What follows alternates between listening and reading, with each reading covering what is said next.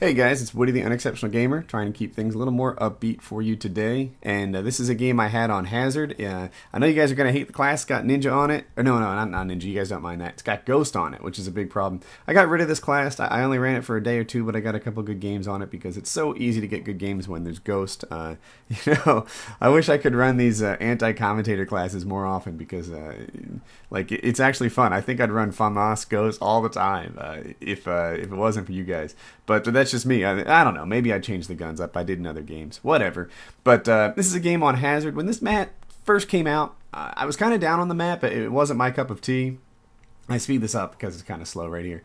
I was kind of down on this map because it wasn't my cup of tea. I don't really love long lines of sight. This part of the map in particular, right there, isn't for me. Like, I imagine a guy like Wings of Redemption just does work on this part of the map.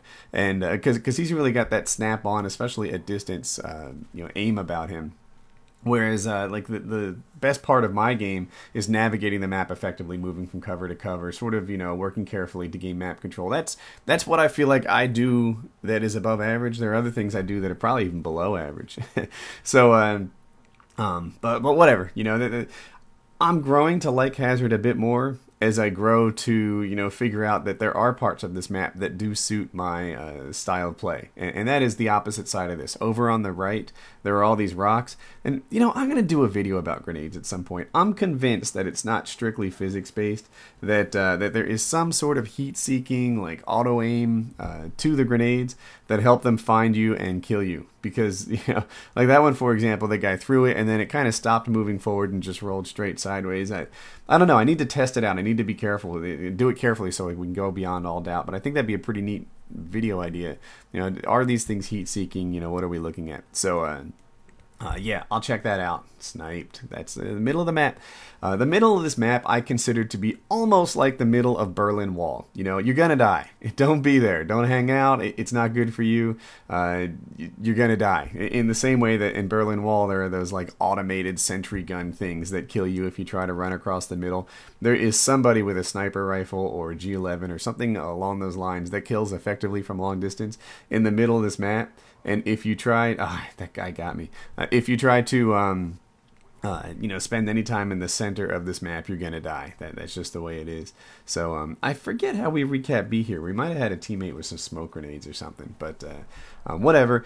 One thing I like about Hazard a lot is that Treyarch used the entire color wheel. I stumbled across someone else doing an example of this, but they were like, this is the normal color wheel, this is the Treyarch color wheel. But I'm pretty psyched about the fact that, at least for Hazard, they use the normal color wheel. They use the color wheel that's the happy one, the one that I love to spend time in. And so, tip my hat to Treyarch, nicely done. I'm glad that you're sort of getting away from the, everything needs to be ugly. And whenever I make one of these comments about the Treyarch color scheme, and I hate to be negative on the game, I'm sorry about that, but guys say, Woody, it's the Cold War. Don't you realize the Cold War was drab and ugly and hard to look at? And my answer to that is, hey baby, I was there in the Cold War. I rocked fluorescent orange clothing and dreamed of being LL Cool J or whatever during the Cold War. I was around in the 80s. I was around in the 70s. And it really wasn't that drab. It wasn't that hard to look at. It wasn't like every moment of the day we were just scared, hiding under our desks, waiting for a nuclear fallout. There were lots of happy times. So, when you think of the 80s, that was Cold War II. That's, when these things took place. And whatever. Good times, good times. So I'm glad to see Treyarch is breaking out some happy colors. There are two other things I wanted to talk about. The Call of the Community charity tournament that's going on today and Modern Warfare 3. So in Modern Warfare 3, Robert Bowling has come out and talked about map design. So it's my assumption that when Robert Bowling talks about map design, even though he's not the map designer, he is, of the same mind, right? His job is, when he communicates, is to make sure that he's saying things that the company has as sort of a common vision, and that he's not conflicting what we'll actually get.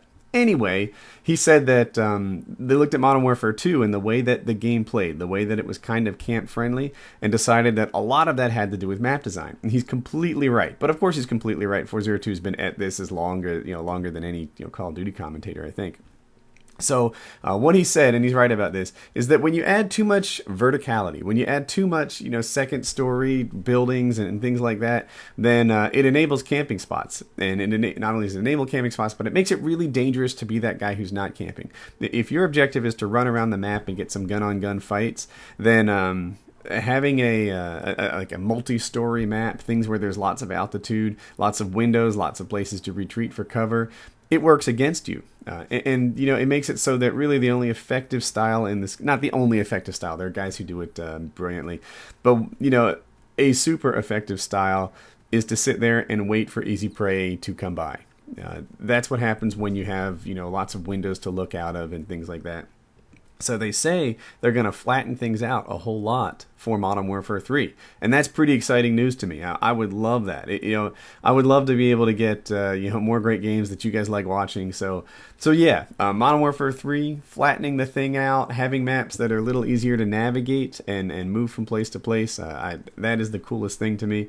On this map, I forget if I said it or not. The right side of this map I actually like. The left side of this map I kind of struggle with because it has those long lines of sight. On the right side, man, the cover is just really cool. And the last thing I wanted to talk about was the Call of the Community tournament. It is today at 3 p.m. I'll put a link in the description that helps you find when the tournament is in your time zone, but it's 3 p.m. Eastern time. So that's coming up. What it is that there was the Billionaires Challenge. There was going to be this objective-based team-on-team, people from the YouTube community playing against each other. It should be neat to see everyone because these guys are good players and they're fairly entertaining, and that's a nice combination for an event like this. And so there's lots of good players that you know. I am one of the 16 team captains, and our name is Wings of Redemption's Cal. If you're a Painkiller Already fan, then you'll get that joke. And so we're playing today. I hope that we do well. And the money goes to 3 different charities. I'm donating myself. I actually donated the proceeds to one of my videos to this charity, and but I don't know how much it's going to be. It'll probably be a couple. I can't say how much it'll be, but it'll be all the proceeds from one of the videos I made. And we're waiting for views to update before I can actually do that, because as it is, I'd be donating like $1 or something like that. So the money goes to 3 charities. Those 3 charities are: 1, thirst relief. I watched a TED Talk where they talked about like the most effective things you can do to help the planet. And while you'd think it might be global warming, you'd think it might be, I don't know, something about a peacekeeping or whatever. Actually, the most effective thing you can do to help the planet, and then look at the whole team rage quit when I got my choppers, which is a bummer, is giving them clean water. Clean water does a lot. Not only does it help with genuine thirst, but it prevents diseases. If you have clean water, then you don't have to drink muddy water with bacteria in it. It doesn't give you dysentery and malaria and all these terrible things that happen when you drink dirty water. Another one is Gamers Outreach. It's a way to help people by using games as sort of a communication mechanism. It's a really neat idea. And the final one that's especially close to my heart right now, is a cancer charity. So they help people who have blood cancer, who need bone marrow transplant matches, who need stem cells and things like that. So 3 really cool charities, in my opinion. Come check it out. There'll be links in the description, or read the description, and that'll help you find the event. And hopefully it's a good way to spend your afternoon, and you'll enjoy your time. So have a nice day. Hope you enjoyed the commentary, and I will see you at the event. Wish us luck.